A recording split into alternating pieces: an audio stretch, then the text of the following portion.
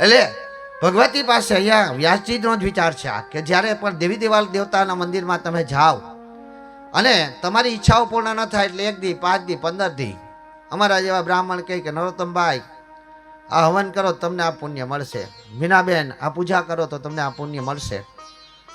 ત્યારે તમે 1 વાર કરો, 2 વાર કરો, 3 વખત કરો, પણ જો પછી પણ તમારે કાંઈ ફેરફાર ન થાય તમે વિમુખ થઈ જાઓ ત્યાંથી ફરી જાઓ કે હવે એમાં કાંઈ નથી. તો કઈ ગોર બાપા તો મામા આપણે તો કાંઈ ન મળ્યું, અમે તો આવો યજ્ઞ કરી લીધો. અરે ગોર બાપાએ કીધું દેવી ભાગવત પણ કરી લીધી, આટલો ખર્ચો કરી નાખ્યો, પણ કાંઈ નહીં આપણો સમય વેડફો. આવું કહીને તમે વિમુખ થઈ જાઓ છો. પણ તમે વિમુખ થવા પાછળનું કારણ એ છે કે ભગવતીએ તમારી પર દ્રષ્ટિ નથી કરી. તમે કોઈક મોટા માણસને ઘરે મળવા જાઓ પણ તમારી કોઈ ઓળખાણ ન હોય, તમારી કોઈ લાયકાત ન હોય, તમારા માટે કોઈ ફોન ન કર્યો હોય. આ બ્રાહ્મણો અમે ફોન કરીએ છીએ બધા ભગવતીને કે આ જયાભાઈ મીનાબેન અને નરોત્તમભાઈ આવે છે, એ બધું સાંભળજો, એ કઈનું પૂરું કરી દેજો. આ બધું એ થઈ રહ્યું છે. શું થાય પાઠ એટલે તો યા કોઈ મોટો માણસને કોઈ પણ પ્રકારની ન્યાય તમારી ઓળખાણ ન ગઈ ભાઈ તો એ તમારી સામે આવતા નથી અથવા તો તમારા સામે જોતા નથી. તો વાત કરવાની કે ચર્ચા કરવાની કે તમે જે કામે ગયા કામ પૂરું કરવાની ક્યાં વાત જ આવે? ન આવે ને. એટલે તમારું કામ પૂર્ણ થાય, તમારી ઈચ્છાઓ પૂર્ણ થાય. વ્યાસજી વિચાર કરે છે કે જ્યારે કલિયુગની અંદર મનુષ્ય પાસે સમય નહીં હોય તો ક્યાં જવું, કઈ રીતે જવું, કોની પાસેથી શું પ્રાપ્ત કરવું, એના માટે શું કરવું જોઈએ? તો કે ગ્રંથસ્થ છે અત્યારે, એને ગ્રંથસ્થ બનાવવો જોઈએ. આ ગ્રંથસ્થ બનશે તો લોકો વાંચી શકશે. અત્યારે પુરાણો ઉપલબ્ધ છે, એમાં અત્યારે તો ગૂગલ ઉપર પણ ઉપલબ્ધ છે બધા પુરાણો. હું તમને એ કહું છું, પણ એકાદ વાર વાંચ્યું હોય, તમે એકાદ વાર સાંભળેલી કથા હોય દેવી ભાગવત, તો દેવી ભાગવત ખોલીને તમારે બેસવું. જોકે દાદા એ મારે વાત થઈ હતી કે કોઈ પણ કથા એવી નથી કે જેના માટે આપણે શ્રીમદ ભાગવત સપ્તાહ માટે 7 દિવસ રાખીએ, રામકથા માટે 9 દિવસ રાખીએ, દેવી ભાગવત માટે 9 દિવસ રાખીએ, શિવપુરાણ માટે 9 દિવસ રાખીએ, રામદેવ પારાયણ માટે 7 દિવસ રાખીએ. પરંતુ કદાચ 21 દિવસ દેવી ભાગવતનું અધ્યયન કરો તો મારી દ્રષ્ટિએ પરિપૂર્ણ રીતે પૂર્ણ ન થાય. દરેક ચરિત્ર તમને ન સમજાવી શકાય. પણ હું એવો સંકલ્પ કરીને બિરાજમાન થયો છું કે માં ભગવતીની મારું કાંઈ નથી, માં સરસ્વતીની કૃપા છે. એટલે માં સરસ્વતીની કૃપાથી દેવી ભાગવતનું એક પણ ચરિત્ર ક્યાંય ભૂલાય નહીં. હું તલભાર તો સ્પર્શ કરીશ જ. તો તમે દેવી ભાગવત કદાચ ખોલીને પણ અહીં બેસી શકો. એટલે સમજાયેલી વાત હોય તો. બાકી દેવી ભાગવતને સમજવા માટે તમારે પહેલી વખત તો મનનની અંદર એમ થઈ જાય કે આ વાત ક્યાંક આમ ભૂલાણું કે નહીં, કારણ કે દેવી ભાગવત ખૂબ અઘરો વિષય છે. એટલે વ્યાસજીએ 17 પુરાણની રચના કરી હતી, કરવા માટે થઈ, અને એમ કીધું કે આને કંઠસ્થ માંથી ગ્રંથસ્થ બનાવવા માટે તો કઈ રીતે ગ્રંથસ્થ બનાવવા? તો કે 17 પુરાણ પછી દેવી ભાગવતની રચના કરવી છે. એના માટે તો કે આપણે તો કે એક રાઇટરની જરૂર પડે. તો કે રાઇટર કોને રાખવા? કોણ એવો વ્યક્તિ છે કે જે હું બોલતો જાઉં અને સામે લખતો જાય? એવા કોઈ દેવ છે? ત્યારે તે વિચારે છે કે આવા દેવ તરીકે ગણપતિ છે. ગણપતિ આપણે હમણાં ભાદરવા મહિનામાં આપણે ગણેશ મહોત્સવ ઉજવો ને, એને આપણે છેલ્લે પધરાવી દઈએ પાણીમાં. ઘણા લોકો એમ કહે છે કે આ પધરાવી દેવા પાછળનું ને, હા એ વાત બરાબર હતી. પછી તો કંઈ એની પાછળ પણ અલગ કથા છે. પરંતુ ગણપતિને શાંતિ આપવા માટે ગણપતિની નેગેટિવ ઉર્જાઓ ઉત્પન્ન થઈ ગઈ હતી. ગણપતિને પરસેવો વર્તો હતો. ગણપતિને રાઇટર તરીકે રાખ્યા અને વ્યાસજીએ ગણપતિની પ્રાર્થના કરી કે હે ગણપતિ દાદા તમે પધારો. શા માટે પધારો? પહેલા સમરું ગણપતિ દેવા,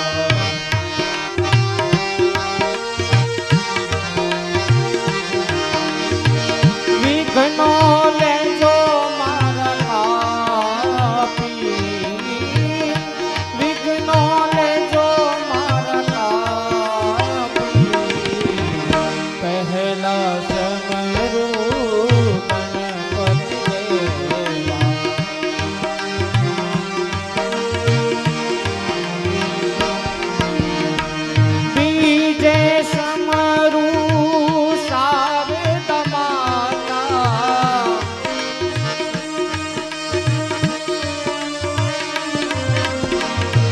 વાણી નિર્મળ આપો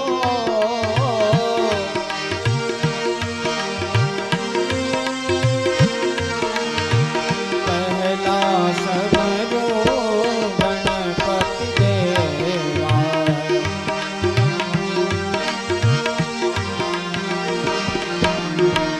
વિઘ્નો લેજો મારા કાપી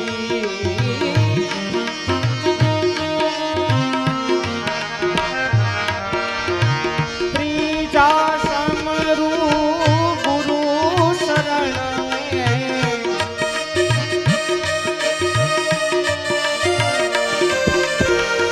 સદબુદ્ધિ એવી આપો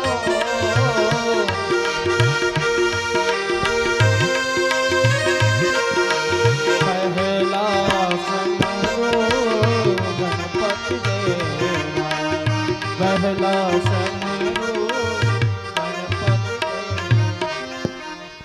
એટલે ગણપતિની આરાધના વ્યાસજી પણ કરે છે, વ્યાસજી પણ બોલાવે છે. વ્યાસજી ગણપતિની પૂજા કરી અને ગણપતિને બોલાવે છે. તો અહીંયા ગણપતિની પ્રાર્થના અને યાચના તો આપણે બધાય કરતા હોય ગણપતિની પરંતુ અહીંયા વિઘ્નેશ્વરાય મંત્રનો અર્થ મેં કાઢ્યો છે. આપણે વિઘ્ન આપણી આ કથામાં વિઘ્ન ના આવે એટલા માટે ગણપતિનું પરિપૂર્ણ ષોડોપચાર પૂજા કરી ને રાજોપચાર પૂજા ગણપતિની થાય. પહેલી પૂજા રાજોપચાર. રાજોપચાર પૂજા એટલે તો રાજા મહારાજાની જેમ ગણપતિને સોનાના સિંહાસન ઉપર બેસાડવાના. રાજાઓ જે રીતે પૂજા કરતા હતા એ રીતે અલંકિત પ્રકારના પુષ્પો, અંતર, સુગંધિત દ્રવ્ય વગેરેને અર્પણ કરી અને સારામાં સારા ધોતિયા, વસ્ત્રો, ઉપવસ્ત્ર અર્પણ કરી અને જે ગણપતિને સિંહાસન ઉપર બેસાડી અને 56 જાતના ભોગ અર્પણ કરવામાં આવે તો એને રાજોપચાર પૂજા કહેવાય. બીજી પૂજા ષોડોપચાર પૂજા એટલે પરિપૂર્ણ રીતે એને પંચામૃતથી જલથી સ્નાન કરાવી અને સારા એવા વસ્ત્રો અલંકાર પહેરાવી સિંદૂર વગેરે અર્પણ કરી યજ્ઞોપવિત અર્પણ કરી એને પ્રિય વસ્તુને અર્પણ કરી ભોગ અર્પણ કરી એની આરતી કરી અને એક સિંહાસન ઉપર બેસાડવામાં આવે એને ષોડોપચાર પૂજા કહેવાય. ત્યાર પછી ખાલી પંચામૃતથી જલથી નવરાવી દો એટલે પંચોક્ષાર પૂજા. અને ખાલી નામોપચાર પૂજા પણ કરી શકો તમે. ખાલી ગણપતિનું મનોમન સ્મરણ કરી લ્યો તો નામોપચાર પૂજા પણ છે. અને ગણપતિનું પૂજન બધી જગ્યાએ કરવું જોઈએ. શ્રાદ્ધ ક્રિયા હોય તો ગણપતિની પૂજા થાય. કોઈ લોકોના મનની અંદર એવું હોય કે ગણપતિની પૂજા શ્રાદ્ધની અંદર થાય તો કે હા, શ્રાદ્ધની અંદર ક્રિયાની અંદર પણ ગણપતિની પૂજા થાય. કારણ કે મંત્ર જ છે વક્રતુંડ મહાકાય સૂર્યકોટિ સમપ્રભા નિર્વિઘ્નમ ગુરુ મે દેવ સર્વ કાર્યેષુ સર્વદા. કોઈ પણ કાર્ય હોય ગણપતિનું પેલા પૂજન કરવું જોઈએ. વ્યાસજીએ જે ગણપતિને બોલાવ્યા એના ગણપતિને આપણે શા માટે પેલા પૂજન કરવું ને ગણપતિનું અહીંથી અધ્યયન પણ પેલા શા માટે કરવું? તો અહીંયા હું એટલા માટે ગણપતિનું અધ્યયન લાવું છું કે ગણપતિને વિઘ્ન દૂર કરવા માટે ગણપતિ એક પદનું નામ છે, ગણેશ એક પદનું નામ છે. આજે હું તમને એ સમજાવી દઈ મનુષ્ય દુઃખી શા માટે. મેં મારું પુસ્તક લખ્યું છે ઉદ્દીપકની હાજરી મૂળ તત્વને પહેરે છે. મનુષ્ય દુઃખી શા માટે? તો કે મનુષ્ય દુઃખી એટલા માટે કે જે જવાનું છે ત્યાં ન જાય બીજી જગ્યાએ જાય. તમારી ગાડીમાં પેટ્રોલ ખોટી ગયું હોય તો પેટ્રોલ પંપે જ જાઓ ને કે દૂધની ડેરીએ જાઓ? મળે દૂધની ડેરીએ? ન મળે. તમારું માથું ફૂટી ગયું હોય તો ક્યાં જાઓ? દવાખાને જાઓ. કલેક્ટર મામા હોય તો એ કાંઈ પાટો વારી શકે, ઇન્જેક્શન મારી શકે? ત્યાં નર્સ કે કમ્પાઉન્ડર હોય તે મારી શકે. મનુષ્ય દુઃખી એટલા માટે છે કે બીજાની પાસે માગવા જાય છે, બીજી જગ્યાએ લેવાની અપેક્ષાથી જાય છે. જ્યાં છે ત્યાં નથી જતા, જ્યાં ખજાનો ભર્યો છે ત્યાં નથી જતા, જ્યાં ભંડાર ભર્યા છે ત્યાં નથી જતા. ને આપણે આપણા મન ઉપર વિશ્વાસ નથી એટલે 5 દીપ ગેલંબે કરીએ અને છઠ્ઠે દી કહી કે હવે તો કોક કંઈ કે આને પકડ તો છઠ્ઠે દિવસે એમાં વયા જાય. એટલે મનુષ્ય પોતાના રસ્તા પરથી પાછો વળી જાય છે. પરંતુ ભગવાન એક જ છે, વિષ્ણુ. કોણ છે? અત્યારે જે કલ્પની અંદર તમે જીવો છો. આજે આશરો સુદ એકમ અને સોમવાર એમ તમે માનો કે આજે આશરો સુદ એકમ છે, સોમવાર છે, 2081 વિક્રમ સંવત વર્ષ છે, કલયુગ છે. કલયુગમાં શ્રી શેતવારા કલ્પ છે. શ્રી શેતવારા કલ્પની અંદર આપણે આ કર્મ કરી રહ્યા છીએ. તો આ કલ્પના ભગવાન કોણ છે? તો આ વાત પાછી પણ આવશે, એટલે હું તમને અડધી સમજાવી. અત્યારે અડધી પાછી આવશે, એટલે કોઈના મનની અંદર એવું ન થવું જોઈએ કે દાદા આ વાત તો કરી ગયા હતા. પરંતુ અહીંયા શ્રી શેતવારા જે કલ્પ છે એ કલ્પના રાજા તરીકે ભગવાન વિષ્ણુ છે. એટલે વિષ્ણુ વડાપ્રધાન છે એમ તમે સમજો એ રીતે સમજાવવું, નાનું બાળક સમજે એ રીતે કે વિષ્ણુ વડાપ્રધાન છે, બાકી બધા દેવી દેવતાઓ છે. ગણપતિને સમજાવવા માટે મારે તમને આ વાત ઉદાહરણ આપવું પડે. ગણપતિ એક પદનું નામ છે, શિક્ષક એક પદનું નામ છે, ડોક્ટર એક પદનું નામ છે, કલેક્ટર એક પદનું નામ છે. સમજાય છે ને? ન સમજાતું હોય તો ક્યારેક મને કહેજો કે આ વાત નહોતી સમજાણી હો. કલેક્ટરના પદ ઉપરથી એની નોકરી પૂરી થાય એટલે રિટાયર થાય એટલે એ ઉતરે એટલે બીજો બેસી જાય ને ખુરશી પર, પણ એની લાયકાત હોય ને કલેક્ટર ઉપર બેહાડે, શિક્ષક તરીકે બેસાડે. જેની પાસે લાયકાત ન હોય ને કોઈ દી બેસાડ્યા નથી? બેસાડ્યા ને? તો આપણી સરકાર જો લાયકાત ન હોય તો તમને એ પદ નથી આપતું. એમ ભગવાને પણ આ બધા જે દેવી દેવતાઓ છે ને પદ આપ્યા છે. ગણપતિનો અર્થ થાય ગણોના અધિપતિ ઇતિ ગણપતિ. ગણો અધિપતિ ઇતિ ગણપતિ, ગણાયતિ અધ્યક્ષ ઇતિ ગણેશાહ. ગણોના અધ્યક્ષ તરીકે જે વ્યક્તિને સ્થાન મળ્યું છે એ ગણેશ છે. ગણોના અધિપતિ તરીકે જેને સ્થાન મળ્યું છે ગણપતિ છે. જેમ આપણે કહીએ રાષ્ટ્રપતિ, સેનાપતિ. રાષ્ટ્રના અધ્યક્ષ તરીકે જેને સ્થાન મળ્યું છે રાષ્ટ્રપતિ છે. સેનાના અધ્યક્ષ તરીકે જેને સ્થાન મળ્યું છે એ સેનાપતિ છે. એમ ગણોના અધ્યક્ષ તરીકે કોને સ્થાન મળ્યું? તો કે ગણપતિને, એટલે એ ગણપતિ છે. પરંતુ આ ગણપતિ પહેલા સમજાવી દઉં તમને કે ગણપતિ એટલે તો કે જે પહેલો મંત્ર બધાને આવડતો હોય, નાના બાળકને પણ આવડતો હોય. કયો મંત્ર છે? તો કે વિઘ્નેશ્વરાય વરદાય શૂરપ્રિયાય લંબોદરાય શકલાય જગતજીતાય નાગાનાય શ્રુતિ અગ્નિ વિભૂષિતાય ગૌરી સુતાય ગણનાથ નમો નમસ્તે. આવડે જ છે તમને બધાને, પણ કોઈથી મંત્રનો અર્થ કર્યો? અને સંસ્કૃત ભાષા એટલી વિશાળ છે કે એના એકને એક શબ્દના અનેક અર્થો નીકળે છે. પરંતુ એ શબ્દ ક્યાં વાપરવામાં આવ્યો છે? અગ્નિના 600 નામ છે. કેટલા? 600 નામ છે અગ્નિના. જળના 1000 નામ છે. તો આ જે સંસ્કૃત મંત્રમાં જ્યાં પણ કયો શબ્દ આનો અર્થ અલગ રીતે પણ કરવામાં આવ્યો હોય, પરંતુ મેં જે અર્થ કર્યો છે કે વિઘ્નેશ્વરાય વરદાય શૂરપ્રિયાય લંબોદરાય શકલાય જગતજીતાય નાગાનાય વિશુદ્ધાય ગૌરી સુતાય ગણનાથ તમ નમસ્તે. ક્યારે બન્યું? તો કઈ જ્યારે દેવી પાર્વતી એક બાળકને જે જયા અને વિજય એક બાળક ઉત્પન્ન કર્યો અને બાળકની અંદર પ્રાણ પૂરી દીધા. અને બાળકને તમે એ કથા સાંભળેલી છે, આમાં દેવી ભાગવતમાં આવવાની પણ છે કે બાળકને એક દ્વારપાલ તરીકે બેસાડવામાં આવ્યા અને શિવ આવ્યા અને શિવ સાથે બાળકનું યુદ્ધ થયું ને બાળકનું મસ્તક કાપી નાખ્યું. ત્યારે બાળક ઉપર હાથીનું મસ્તક લગાડ્યું. તો અહીંથી હું વિઘ્નેશ્વરાયનો અર્થ મેં કર્યો છે. મેં પેલા પારો બાંધ્યો કે તમે આગળથી ક્યાંય મનની અંદર ક્યાંય ચૂકી ન જાવ એટલા માટે. તો અહીંયા જ્યારે એ બાળકનું મસ્તક ભગવાન શ્રી હરિએ અને શિવજીએ બંને જણાએ થઈને હાથીનું મસ્તક લગાડી દીધું. તો હાથીનું મસ્તક લગાડવા પાછળનું કારણ એ અલગ હતું, એ આપણી આવશે આગળના ચેપ્ટરમાં. પરંતુ અહીંયા મા પાર્વતી ના પાડતી કે આવો છોકરો મારે નથી જોતો, મારો હતો એવો ને એવો દ્વારપાલ જોઈએ. મારો દીકરો હતો, દીકરા તરીકે મેં આને ઓલું માન આપ્યું, સન્માન આપ્યું. ત્યારે ભગવાન વિષ્ણુ કહે છે કે માં એ જગદંબા હવે ન થાય, શક્ય નથી. આની પાછળ ધ્યેય ગણાય છે. ત્યારે પાર્વતી નારાજ થઈ જાય છે, પાર્વતી રિસાઈ જાય છે. પાર્વતી રિસાય છે ત્યારે ભગવાન કહે છે કે તો દેવી જે માગો એ હું તમને આપવા તૈયાર છું, પરંતુ હવે આમાં તમે ફેરબદલી ન કરવાનું કહો, આમાં કોઈ ફેરબદલી થાય એમ નથી. એટલે ભગવતી માગે છે કે કાંઈ વાંધો નહીં, પરંતુ હું માગું નહીં, મને આપો. તો કે બોલો. તો કે વિઘ્નેશ્વરાય હરાય. પેલો શબ્દ હું બોલ્યા? વિઘ્નેશ્વરાય હરાય. અહીંયા ગણપતિ વિઘ્ન હરતા છે એવું નથી હો, વિઘ્ન કરતા પણ છે ગણપતિ.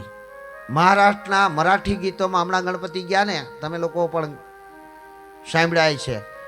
વિઘ્ન કરતા, વિઘ્ન હરતા, વિઘ્ન કરતા, કરતા પણ છે, વિઘ્ન હરતા પણ છે. જો ગણપતિનું પૂજન કર્યા વગર તમે યજ્ઞ આદિ કાર્ય તમે ચાલુ કરો તો પણ વિઘ્ન આવવાની સંભાવના રહે છે. એટલે વિઘ્નેશ્વરાય હરાય.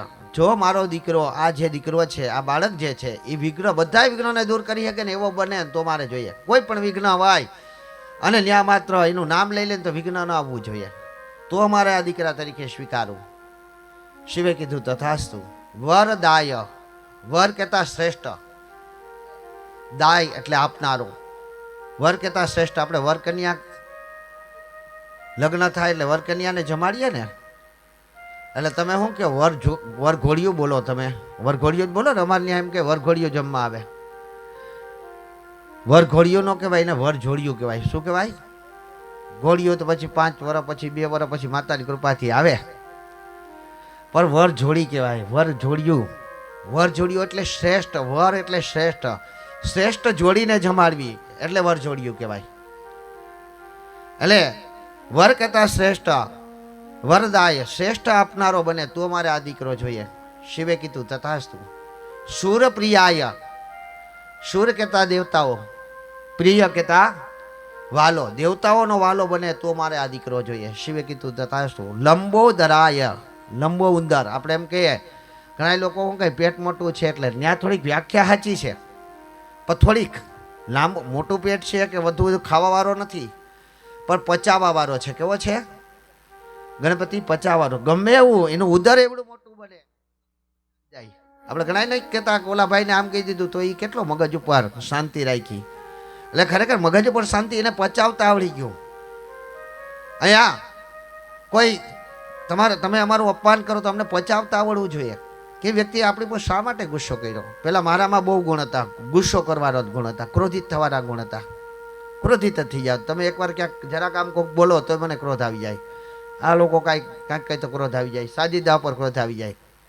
મને એક સામાન્ય માણસે કીધું કે દાદા આ વસ્તુ યોગ્ય છે ક્રોધ કરવો? એટલે તમે સમજાવો કે આવી રીતે કરવાનું, આજે નહીં. તો એ મેં ગુણ અપનાવી લીધો, ક્રોધ આવતો જ નથી હવે મને. તો અહીંયા પચાવી જવાની શક્તિ જોઈને, આમાં સર્વત્ર પચાવી જવું એવી શક્તિને પ્રાપ્ત થાય. એવો લાંબો ઉંદર, અહીંયા લાંબોદર ને દિવ્ય, મેં બીજો અર્થ પણ કાઢ્યો છે. લંબોદર, દર કહેતા દ્રષ્ટિ, લાંબી દ્રષ્ટિ, લાંબી દ્રષ્ટિ, દિવ્ય દ્રષ્ટિ એને પ્રાપ્ત થાય. દિવ્ય દ્રષ્ટિમાં આપણે તો કે પૂછશું દિવ્ય દ્રષ્ટિ એટલે શું? તો કાંઈ પહેલાના દ્વાપર યુગની અંદર દિવ્ય દ્રષ્ટિ છેલ્લી સંજય પાસે હતી. કોની પાસે હતી? સંજય પાસે.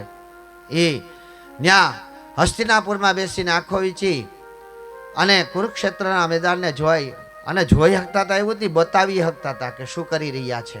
અને એ પાછા કોને બતાવી શકતા હતા? આંધળા માણાને બતાવી શકતા હતા. આંધળો માણા જોઈ શકતો હતો, ધૃતરાષ્ટ્ર જોઈ શકતા હતા કે અત્યારે ભીમ અને દુર્યોધનનું યુદ્ધ થઈ રહ્યું છે, અત્યારે અર્જુન ને કર્ણનું યુદ્ધ થઈ રહ્યું છે, અત્યારે કૃષ્ણએ આમ કર્યું, વિશ્વપિતામાં આમ બોલ્યા, દ્રોણાચાર્ય આમ બોલ્યા. તો એ બધું ધૃતરાષ્ટ્રને બતાવી શકતા હતા. એવી દિવ્ય દ્રષ્ટિ હતી સંજય પાસે. તો આ લંબોદરનો અર્થ થાય કે જેની દિવ્ય દ્રષ્ટિ હોય, જે અહીં આંખ વીંચી ને હું અહીંથી બોલું કે દિવ્યેશભાઈ ક્યાં છો? તો લંડનમાં બેઠા બેઠા મનમાં વિચાર આવે કે દાદા મને યાદ કરે છે. ઘણા નથી કહેતા કે તમને યાદ કર્યું ને તમારો ફોન આવ્યો. હું વારે ઘડીએ કહું, ઘણા મને કાલે જ 2 જણાએ એવું કીધું કે દાદા હજી બસ તમને જ યાદ કરતા હતા ને તમારો ફોન આવ્યો. એટલે મેં કીધું મને ખબર પડી જાય કે તમે મને યાદ કર્યો. પણ અહીંયા તો એટલે એ ખરેખર તો કે આ એ મગજની અંદર ક્યાંથી આવે, ક્યાંક આપણામાં એવી દિવ્ય દ્રષ્ટિ ઉત્પન્ન થઈ ગઈ ભાઈ, સામાન્ય દ્રષ્ટિ ઉત્પન્ન થઈ ગઈ ભાઈ. એટલે અહીંયા પાર્વતી કહે છે કે મારો દીકરો જો દિવ્ય દ્રષ્ટિવાળો બને, જોઈ શકે આખા ભૂલોક, ભૂર્વલોક, જનલોક, તપલોક, 14 લોકનો નિહાળી શકે એવો જો હોય તો મારે આ દીકરો જોઈએ છે. પાપ અને પુણ્યને પચાવવા વાળો હોય તો જોઈએ, મારે આ દીકરો જોઈએ છે. શિવે કીધું તથાસ્તુ. શકલાય, સર્વ કળાઓ હોય. શકલાયનો અર્થ થાય સર્વ કળાઓ, એનામાં વ્યાપી જાય તો મારે આ દીકરો જોઈએ છે. બધી કળાઓ તમે એમ કહો કે આ કરવું તોય એને ખબર હોય. અહીં અમારા બ્રાહ્મણો માટે એમ કહે કે બ્રાહ્મણોમાં ભોજન કરવાના ગુણ હોય, રાંધવાના બધું, મંત્રોપચારે કરી શકે, કથાય કરી શકે, અને વારી ચોરી હગે, બધું કરી શકીએ. એટલે આ બધા તો જેટલા ગુણ વધે તમારે, એટલે એ બધા તમારામાં સારી કળાઓ કહેવાય. આપણે કહીએ ને કે બાપુ સારું ભજન પણ બોલી શકે, બાપુ સારો બેન્જો પણ વગાડી શકે, પેટી પણ સારી વગાડે. તો એ અનેક કળાઓ એનામાં મા સરસ્વતીની કૃપાથી પ્રાપ્ત થઈ છે. એટલે શકલાય, બધી કળાઓ એનામાં ભાઈ તો મારે આ દીકરો જોઈએ. જગત જીતાય, જગતને જીતવાવાળો હોય તો મારે આ દીકરો જોઈએ. જગત જીતાય, જગતને જીતવા વાળો હોય તો મારે આ જીતવો જોઈએ છે એમ કહી અને ગૌરી સુતાય ગણનાથ નમો નમસ્તે. એવો ગૌરી આ મારા દીકરા તરીકે સ્થાપિત થાય. કોણ ગણાય છે? ગણપતિ. જેને ગણપતિ તમે કહો છો ઈ તો કે મારો દીકરો અને મારા દીકરા તરીકે લોકો એને પૂછે તો મારા દીકરો છે. ગૌરી સુતાય, ગૌરી પોતે છે, સુત કહેતા દીકરો. ગૌરી સુતાય ગણોનો નાથ ગણનાથ નમો નમસ્તે. એવા ગણપતિને અમે નમન કરી અને આ કથાની અંદર કોઈ વિઘ્ન ન આવે, અને વિઘ્ન હોય તો ગણપતિની કૃપાથી દૂર થાય. સારી સર્વત્ર શ્રેષ્ઠ ઈચ્છાઓ અમારી પૂર્ણ થાય એવી અપેક્ષા સાથે વ્યાસજી પણ વિચારે છે કે આપણે આ પુરાણોની રચના કરવી છે, પણ કોને રચના કરવા માટે બોલાવીએ? તો 4 વેદોને પણ વિભાજિત વ્યાસજીએ કર્યા છે, પરંતુ અહીં પુરાણોની જે રચના વ્યાસજીએ કરવા માટે ગણપતિને યાદ કર્યા અને ગણપતિને બોલાવ્યા. એટલે ગણપતિ આવ્યા એટલે ગણપતિની પણ વ્યાસજીએ પૂજા કરી, યોગ્ય શાસન ઉપર બેહાડ્યા. એટલે પછી કીધું કે પ્રભુ મેં તમને એટલા માટે બોલાવ્યા છે કે હું અત્યારે વિચારી રહ્યો છું કે અત્યારે સર્વત્ર જ્ઞાન કંઠસ્થ છે, પરંતુ ભવિષ્યની અંદર જ્યારે લોકો પાસે આયુષ્ય નહીં હોય, જ્યારે લોકો પાસે સમય નહીં હોય, ત્યારે લોકો કઈ રીતે ભગવાનને પ્રાપ્ત કરશે, કઈ રીતે ભગવતીને પ્રાપ્ત કરશે. એટલા માટે થઈ અને મને એવો વિચાર આવ્યો કે આ કંઠસ્થમાંથી ગ્રંથસ્થ થવું જોઈએ. આ દરેક પુરાણો કંઠસ્થમાંથી જો ગ્રંથસ્થ થઈ જાય તો લોકો સુધી આ પહોંચી શકશે. અને જો આ વ્યાસજીના વિચારનો આવ્યો હોત તો તમે વિચારો જી કે કલયુગમાં આપણું થાતું, કલયુગની અંદર આપણું થાતું, કારણ કે આ કોઈને ખબર જ ન હોત કે ભગવતી એટલે કોણ, ભગવાન એટલે કોણ, પૂજા એટલે કોણ, પૂજા કઈ રીતે કરવી શકાય, શા માટે ફૂલ ચડાવાય, શા માટે અક્ષત ચડાવાય, શા માટે મગ લઈને જવાય, શા માટે કંકુ લઈને જવાય, શા માટે ઘોરચંદન લઈને જવાય, શા માટે આ વાઘા પહેરાવા જોઈએ, કોઈને ખબર જ ન હોત. કારણ કે આ બધું તો આવ્યું છે તો પુરાણમાંથી ને. જો તમને એ જ જ્ઞાન ન હોય તો તમે રસ્તેથી ભટકી જાત. તમે અહીંથી મને કહો કે વાણક બારા દાદા વૈયા જાવ, ક્યાંય ખબર ન હોય, ગૂગલ મેપ ન હોય તો હું ક્યાંક ભટકી જાઉં, ખોટે રસ્તે ચડી જાઉં. તો ખોટે માર્ગે મનુષ્ય ચડી ન જાય એટલા માટે તો કે દરેક મનુષ્યને ખબર જ હોવી જોઈએ, એની પાસે એને પોતાને જ્ઞાન લેવાનો અધિકાર હોવો જોઈએ.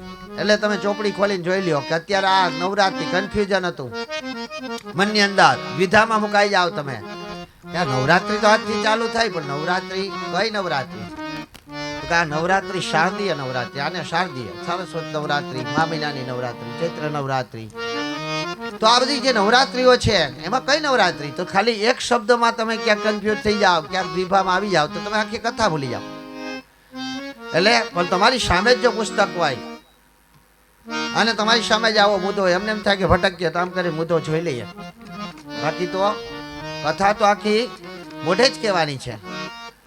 તો અહીંયા વ્યાસજી કહે છે કે લોકો પોતે ભટકી ન જાય એના માટે થઈને મારે ગ્રંથસ્થ બનાવવું છે. આ ગ્રંથસ્થ બનાવવા માટે હે ગણપતિ તમે મારી સહાય કરો. તો કઈ રીતે સહાય કરો? કે હું જેટલું બોલતો જાઉં નહીં તમે લખતા જાઓ, હું જે કાંઈ બોલું એ તમે લખતા જાઓ. પરંતુ ખૂબ જ મોટો છે, ખૂબ જ વિશાળ છે. એક ગ્રંથ નથી લખવાનો, 18 ગ્રંથ લખવાના છે, 18 પુરાણ તમારે લખવાના છે. એટલે ગણપતિએ પણ શરત રાખી કે તમે બોલવાનું ચાલુ કરો ને, હું તો લખતો જાઉં પણ પછી વિરામ નથી લેવાનો. આપણે વિરામ લઈએ ને લેવો જ પડે ને, આપણે તો મનુષ્ય છીએ. બાકી આમ ખાલી આપણે 3 કલાકની કથા રાખી, આપણે એમ કે 9 તેરી 27 કલાક અહીં રાખી દઈએ તો કથા પૂર્ણ થઈ ગઈ ગણાય. આપણે એવું છે પણ કદાચ ને માની લ્યો કે શાસ્ત્રો અનુસાર આપણે એવું વિચારી પણ લઈએ કે પૂર્ણ થઈ ગઈ ગણાય, પણ તમે 27 કલાક બેસી શકશો? ખાલી 27 કલાકમાં જ આપણે જઈએ તો તમે 27 કલાક બેસી શકશો એ વાત એ પછીની છે. પણ આ જે સાજીદા ગ્રુપ છે એ 27 કલાક વગાડી શકશે? આ 27 કલાક મંત્રોપચાર કરી શકશે? એના કરતાં પણ વધારે મારામાં જાઓ કે હું અહીં 27 કલાક સુધી પોલટી વાળીને બેસી શકી. એટલે તો કે એટલા માટે આપણે વિરામ લઈએ છીએ ને ક્યાંય એમાં દોષ નથી લખેલો કે વિરામ કરવામાં કોઈ દોષ નથી, પરંતુ પાછી કથા ત્યાંથી આગળ લેવાની. એટલે વ્યાસજી કહે છે કે ખૂબ મોટું છે ગણપતિ, કાંઈ વાંધો નહીં, પણ પાછું અહીંયા વિરામ નથી લેવાનો. તમારે એકવાર ચાલુ થઈ ગયા પછી બોલે જ રાખવાનું છે. હું 18 પુરા લખી નાખી છે. એટલે ગણપતિને જે વ્યવસ્થા જોતી હતી, આ અમારી વ્યવસ્થા જોતી હતી કે આવી રીતે હોવું જોઈએ. તો એ બધી વ્યવસ્થા થોડોક સહેજ અવાજ આપવાના. એટલે તમે પોતે ધ્યાન આપો. હા, એટલે વ્યવસ્થા જેટલી જોતી હતી, વ્યવસ્થા આપો તો જ સામેનો વ્યક્તિ તમારી સાથે ન્યાયપૂર્વકનું કર્મ કરાવી શકે. બાકી જો પરિપૂર્ણ વ્યવસ્થા તમે ન કરી દો, અને બધી જગ્યાએ એટલી વ્યવસ્થા હોતી એ નથી, તો ક્યાંક ઉચ્ચ કક્ષાની ખૂબ જ મોટો પંડાલ હોય, ખૂબ જ મોટી વ્યાસપીઠ હોય, ખૂબ જ મોટું સ્ટેજ હોય, પણ જેવડી સુવિધા હોય એવડી સુવિધા તમે આપો ને એમને એમ સામે અમારે તો મા ભગવતીના ગુણગાન ગાવાના હોય. તો અહીંયા વ્યાસજી ગણપતિને એક શાસન આપે છે અને કહે છે કે હે પ્રભુ અહીં બિરાજમાન થાઓ. અહીંયા વ્યાસજી એને ટોકીને કહે છે કે તમારે લખવાનું છે કેટલું? તો કે 18 પુરાણ. તો કે 18 પુરાણનું મહત્વ સમજાવતા કહ્યું છે કે પહેલું પુરાણ એટલે બ્રહ્મપુરાણ. બ્રહ્મપુરાણ કેવડું છે? બ્રહ્મપુરાણની અંદર શું શું છે? બ્રહ્મપુરાણની અંદર 245 અધ્યાય આવેલા છે અને 10,000 એના મંત્રો છે, 10,000 શ્લોકો છે. ત્યાર પછીનું બીજું પુરાણ એટલે પદ્મપુરાણ. પદ્મપુરાણની અંદર 55 અધ્યાય આવેલા છે અને 55,000 શ્લોક છે. ત્યાર પછી વિષ્ણુ પુરાણ, જેમની અંદર 126 અધ્યાય આવેલા છે અને એના 23,000 શ્લોક છે. ત્યાર પછી શિવ પુરાણ, જેમની અંદર 288 અધ્યાય આવેલા છે અને 24,000 શ્લોક છે. હમણાં જ મારું શિવ પુરાણ પહેલાં પૂરું થયું અને શિવ પુરાણ પછીની કથા મેં તમને આપી. ત્યાર પછી જે સૌથી વધારે કથા તમે સાંભળો છો, સૌથી વધારે કથા કોણ કઈ સાંભળો છો? તો હા, ભાગવત પુરાણ. બાકી અત્યારે શિવપુરાણનો મહિમા વધારે. આ વર્ષમાં મેં શિવપુરાણ કરી એટલી ભાગવત નથી કરી. તો શિવપુરાણનું અત્યારે બહુ વધવા માંડ્યું મહત્વ, શિવપુરાણ વધારવા માંડ્યા. એટલે તો કે શિવપુરાણ, તો શિવપુરાણની અંદર 288 અધ્યાય છે અને 24,000 શ્લોક છે. અને ભાગવત પુરાણ કે જેમની અંદર 335 અધ્યાય છે અને 18,000 શ્લોક છે. ત્યાર પછી નારદ પુરાણ કે જેમની અંદર 383 અધ્યાય છે, 25,000 શ્લોક છે.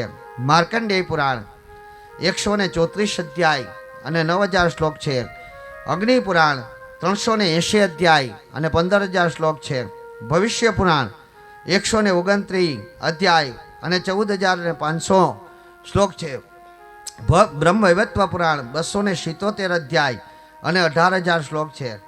લિંગ પુરાણ 163 અધ્યાય અને 11,000 શ્લોક છે.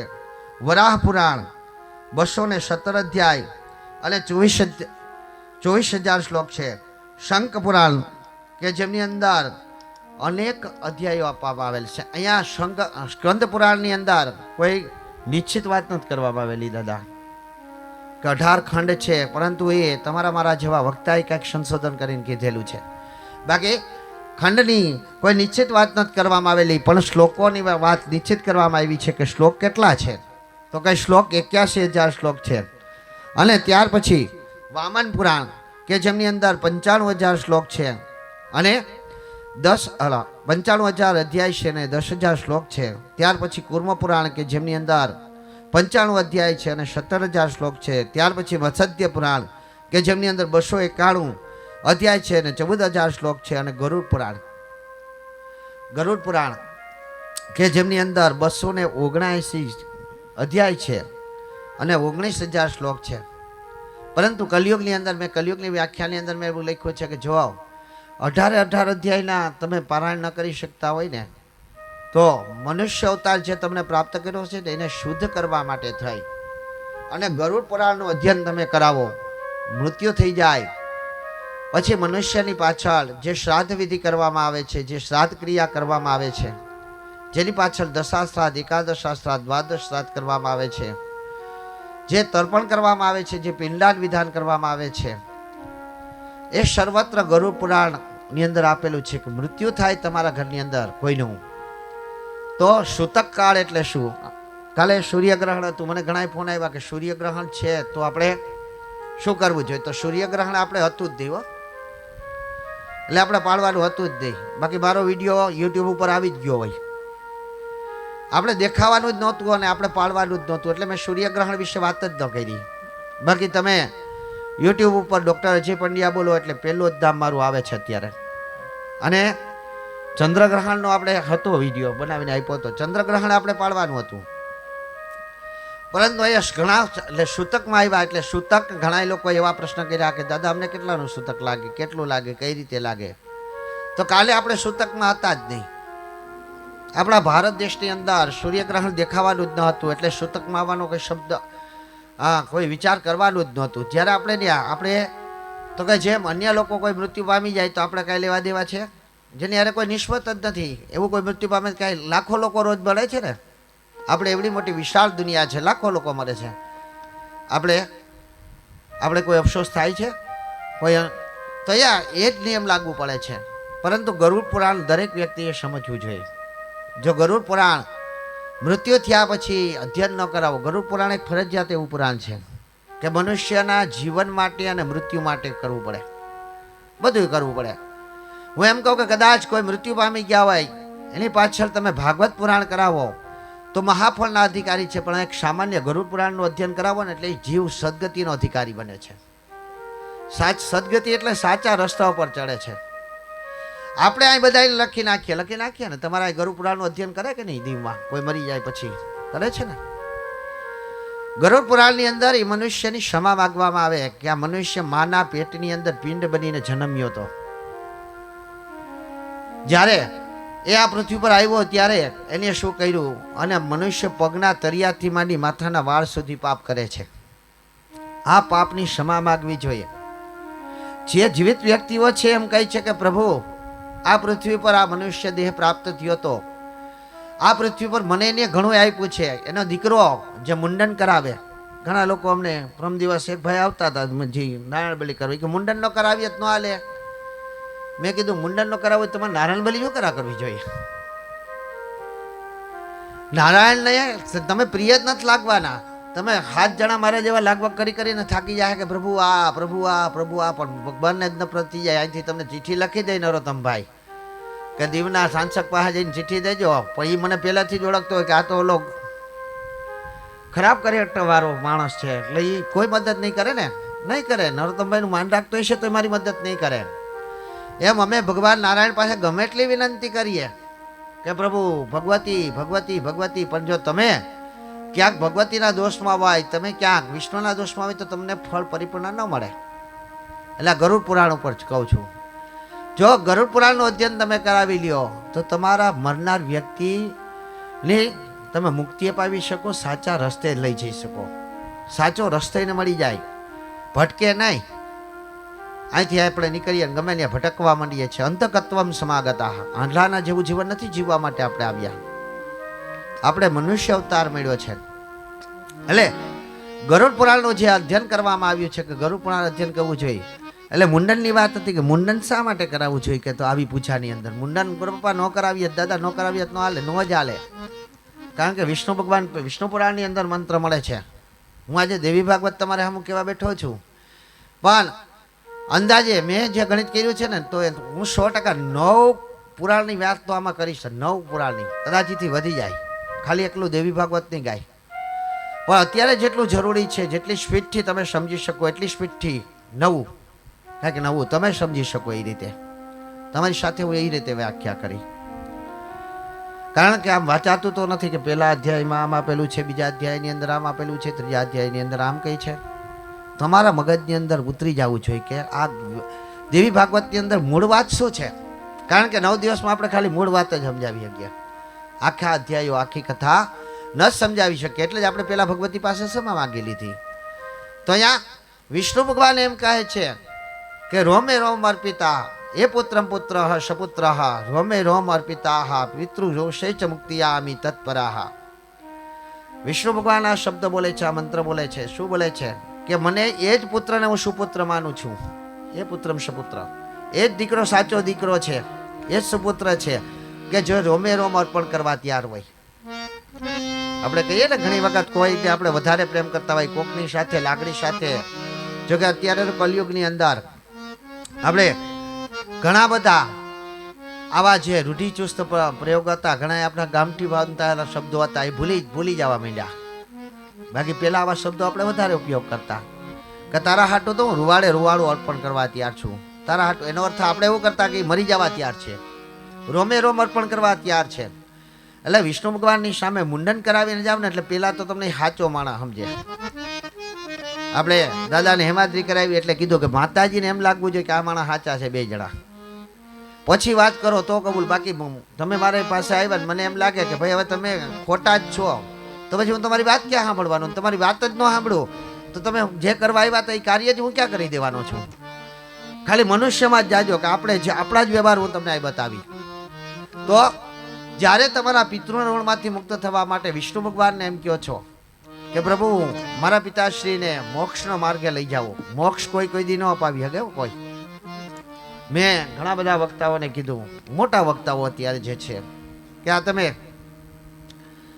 કંકોત્રીની અંદર આપણે તો દેવી ભાગવત થઈ રહી છે, પરંતુ શ્રીમદ ભાગવત જે થતી હોય એમાં ઘણા કંકોત્રીમાં લખે શ્રીમદ ભાગવત કથા અમારા ફલાણા પિતૃઓના મોક્ષાર્થે. શબ્દ જ ખોટો છે. વ્યાસપીઠ ઉપરથી બોલું છું. હા, સર્વપિતૃ પાછા એવું લખે સર્વપિતૃ મોક્ષાર્થે. ને એમાંય પછી બધી જ્ઞાતિઓને ભેગા કરી લઈ.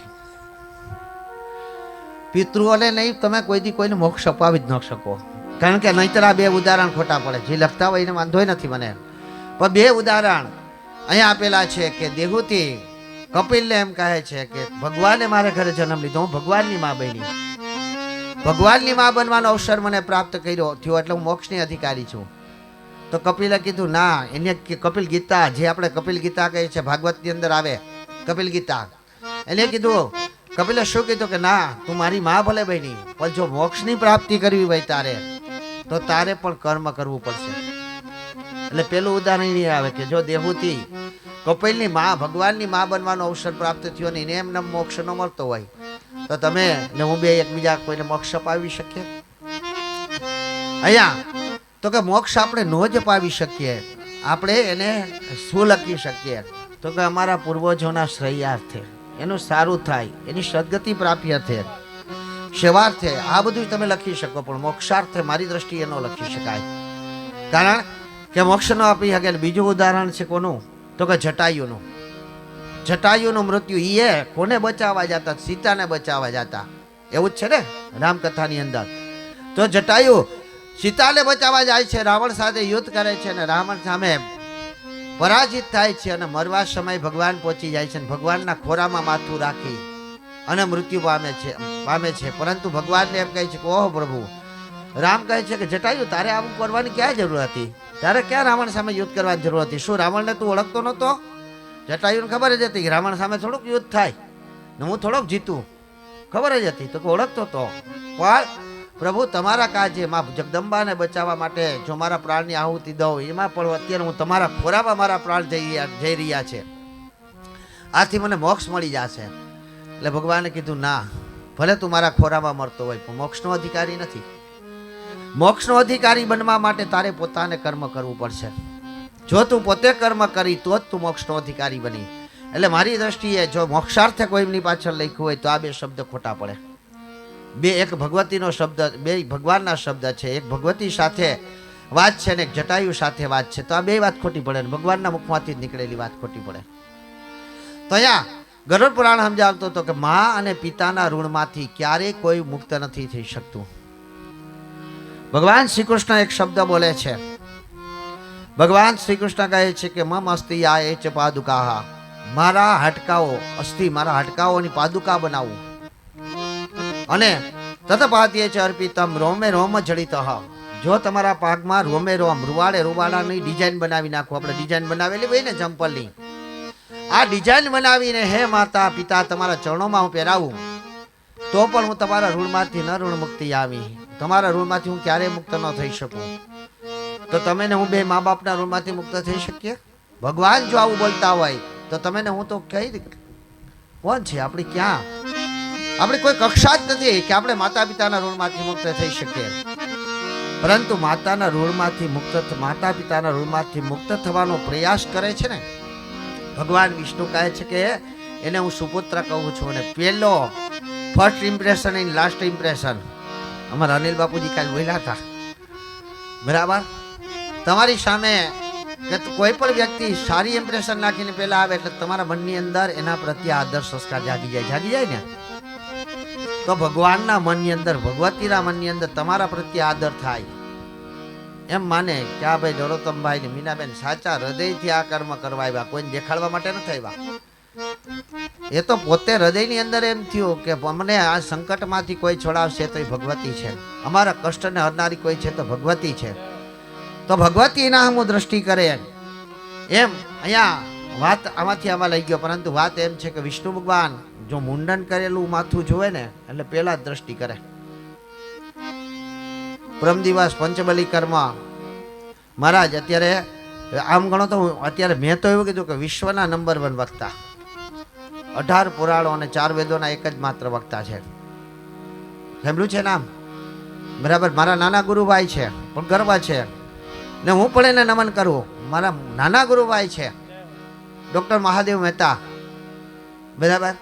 એને પ્રમ દિવસ પંચબલી કર્મ કરાવ્યું, પ્રમ દિવસ જ મારી પંચબલી કર્મ. અને પાછું અમે બધા બિલખાની અંદર, જોકે અનિવાર્ય કારણો અનુસાર પ્રમ દિવસ રાત્રે અમે બહુ મોડા પૂગ્યા, એટલે જિગ્નેશ દાદા અને મહાદેવ ભાઈ ને બધા વયા ગયા હતા. પણ બહુ મોટા સર્વત્ર વક્તા અમારા જ ગુરુભાઈ એક નરેન્દ્રભાઈ જોશીને ત્યાં એના માતાનું પ્રથમ મહાલય શ્રાદ્ધ હતું, એમની અંદર દરેક વક્તાઓ આવ્યા હતા. પરંતુ આ જે વક્તાઓ હતા એને પણ માતાના ગુણ ગાયા અને માના ગુણ ગાયા. પરંતુ એ વાત તમને એ સમજાવતો હતો કે તમે ગમે એટલા ઊંચા પદ ઉપર વયા જાઓ, પરંતુ માતા પિતાના ઋણમાંથી ક્યારેય મુક્ત ન થઈ શકો. કાઢી મુખેથી કોળિયા મોમાં દઈ મોટા કરા, કાઢી મુખેથી કોળિયા મોમાં દઈ મોટા કરા,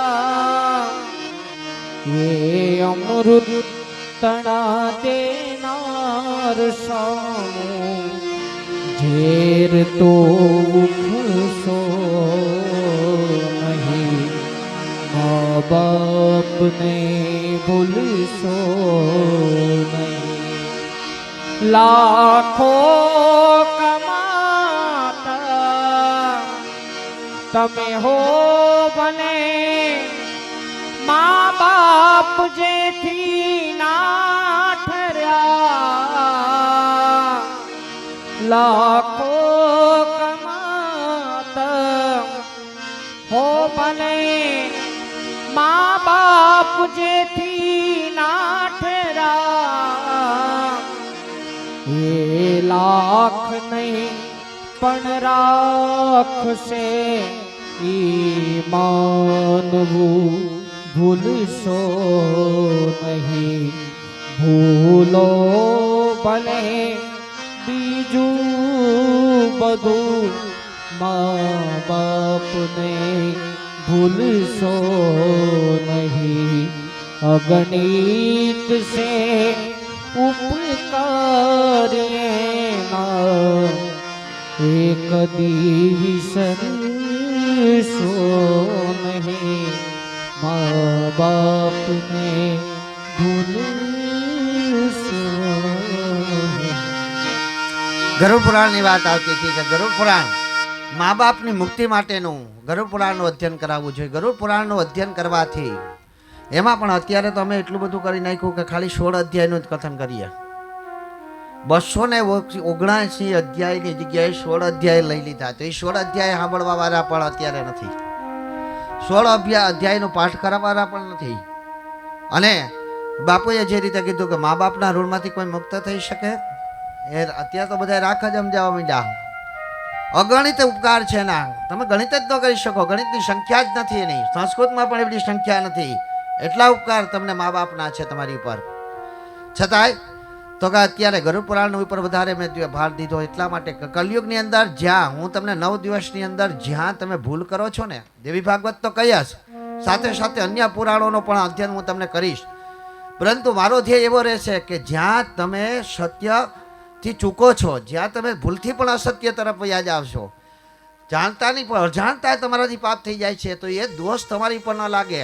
સુધરવું ન સુધરવું તમારે એમાં ફેરફાર કરવા ન કરવા તમારી ઈચ્છાની વાત છે, પણ તમને એક વખત ધ્યાન થઈ જાય કે આ ભૂલ મારાથી થાય છે, એટલે ભૂલથી પાછો વળવા માટે થાય, અને આ અધ્યયન કરી રહ્યો છું, આ વાત કરી રહ્યો છું.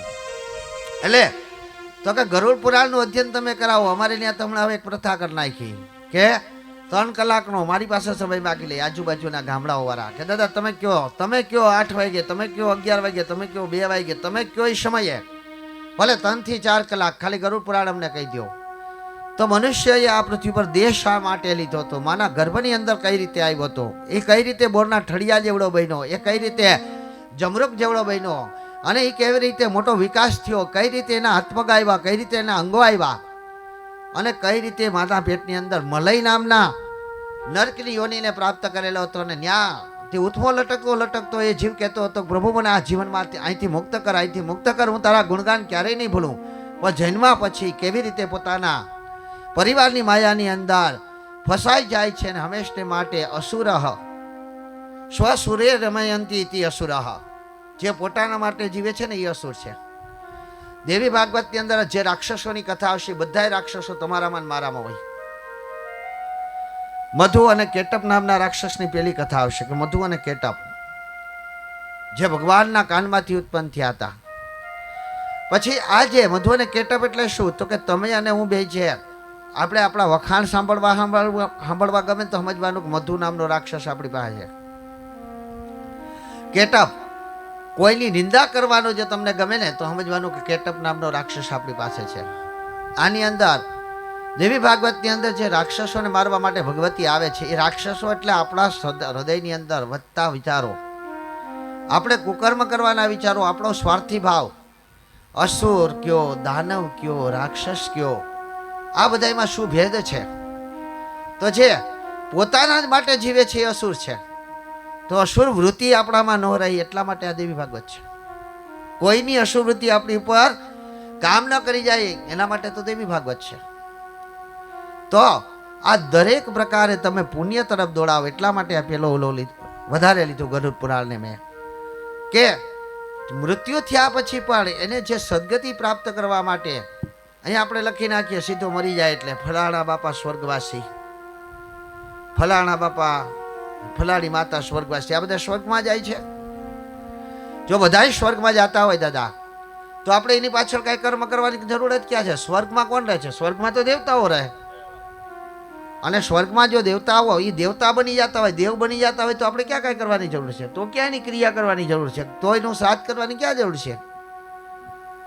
આપણે તો એને હારા મનુષ્ય જેવો પાછો અવતાર પડે, હારા ગતિને પ્રાપ્ત કરે એટલા માટે આ કાર્ય કરીએ છીએ. આપણે અપેક્ષા થાય કે એ સ્વર્ગવાસી બને એટલા માટે સ્વર્ગ લખીએ છીએ. અહીં પિતૃ કાર્ય મેં બહુ સારું સમજાવ્યું છે. હું તમને આમ ચેલેન્જ આપું છું અહીંથી કે પિતૃદોષ જે મેં સમજાવ્યું તમે મારું યુટ્યુબ ઉપર જોઈ લેજો, એ ડૉક્ટર અજય પંડ્યા બોલો. એટલે પિતૃદોષ એટલે શું, પિતૃ કાર્ય એટલે શું, તમારે શા માટે કરવું જોઈએ? પિતાની જ વાત હતી અને વિષ્ણુએ વાત કરે છે દેવી ભાગવતની અંદર, એટલે કથા વાત છીએ આપણે કે પિતૃદોષ એટલે શું. ઘણા એમ કહી દે પિતૃ નડે, પિતૃ નડે નહીં ક્યારે જિંદગીમાં. બે વાત મેં લખી છે, પિતૃ ક્યાંય દી નડે નહીં ને ગ્રહો પર તો પીએચડી થયો, બરાબર. એમાં મેં સાબિત કરી દીધું ગ્રહ ક્યારેય કોઈ ન નડે, એ આવશે આગળ, આવશે જ ગ્રહોની વાત. ગ્રહો ક્યારેય કોઈ ન નડે, કોઈ કઈ સૂર્ય નડે, ચંદ્ર નડે, એ ક્યાં નડવા આવે? સૂર્ય ન્યા જ છે, ચંદ્ર ન્યા જ છે, મંગળ ન્યા જ છે, બુધ ન્યા જ છે. પણ વાત શું છે અને તમે શું સમજો છો? વાત એ છે, અમે તમને એમ કે મારી પાસે હવે તું એ કહું કે સૂર્યના જાપ કરો, સૂર્યને અર્ઘ્ય અર્પણ કરો, તમે કહો નડતા નથી તો પછી હું કરા કરવું? એની પાછળનું કારણ એ છે કે એની પાસે માન મેળવવા માટે તમારે આ કાર્ય કરવાનું છે. એ દાતા છે, કાંઈક તમને આપે છે, પણ તમારો વ્યવહાર કાંઈક એવો બગડી ગયો કે એને હિસાબે એ તમારાથી નફરત થઈ ગઈ ને. આજે તમારો મિત્ર હોય, આજે તમારી સખી હોય, આજે તમારો પરિવાર હોય, તમે સારા કામ કરતા હોય, તમને બધું આપવા તૈયાર હોય, પણ સવારે પાડો હણા આવીને ધક્કા મૂકી કરી હોય ને ઠેકડા માર્યા હોય ને એકાદ ઝાપટ મારી લીધી હોય તો સાંજે મેરવળ મેળવવા જ આવતો હોય, આપે ન આપે ને? બસ આ જ વાત છે. એટલે હું તમને છેલ્લે સુધી એ કહી કે તમે સમજી શકો, આ દેવી ભાગવતની નથી, અમારા પોતાના મગજની વાત છે કે પાડોશી આવીને ડખો કરી નાખો તો સાંજે મેરવળ લેવા જાવ તો ન આપે. એમ સૂર્ય ચંદ્ર મંગળ બુધ ગુરુ શુક્ર શનિ રાહુ કેતુ આ બધાય કાંઈક આપવા માટે છે. એ તમને કંઈક આપે છે, પણ જો તમે એના વિરોધનું કૃત્ય કરો તો એ તમને આપવાનું બંધ કરી દે છે. એટલે આ કથા આવશે આપણે. પરંતુ અહીંયા બે જે શબ્દ લખ્યા કે પિતૃ દોષ એટલે શું? પિતૃ નડે નહીં હો કોઈ દી. આપણે તો આ દેવી ભાગવત કરીએ, ભાગવત કરતા કરતા યજમાન કહે દાદા તો તમે જ કીધું તો ભાગવત કરો. હું કહી તમારા બાપા પાસે સમજાઈ આવજો. મેં તમારા બાપાને સમજાવ્યું હતું ભાગવત કરવાથી કે તમે તેમ કીધું તો પિતૃઓને મુક્તિ મળે છે, પિતૃઓની સદગતિ થાય છે. હું કહું આ ઈ થાય તો કે નડે નહીં? હું કહું નહીં નડે નહીં. તો મને કે તો નડતા નથી, પણ જો સમજી લ્યો આપણે તો કઈ જે રીતે સારી મેં લખેલી છે. કોઈ ભૂદેવે દલીલ નથી કરી. દાદા તમે તો 2-3 વાર જોયેલી છે, તમે તેમાં કોમેન્ટ હારી કરેલી છે કે કોઈ પણ વ્યક્તિ હોય એની ઉપર પુણ્ય હોય છે. તમે એમ સમજાવો તો ગુજરાતીમાં એક નાનું બાળક સમજે એ રીતે કહું કે તમારા પિતાશ્રી છે, તમારા દાદાશ્રી હતા, એને 3 દીકરા હતા, એને 300 વીઘા જમીન હતી, એટલે 3 દીકરાએ 100 વીઘા લઈ લીધી. 3 મકાન હતા, 3 દીકરાએ 1 મકાન લઈ લીધું. 3 ગાડીઓ હતી, 1 ગાડી. અરે એક ચમચીના ભાગ પાડ લે. ઓલો વાઇટ કી તો કે રાજુની, ચમચી તો કે રામાની.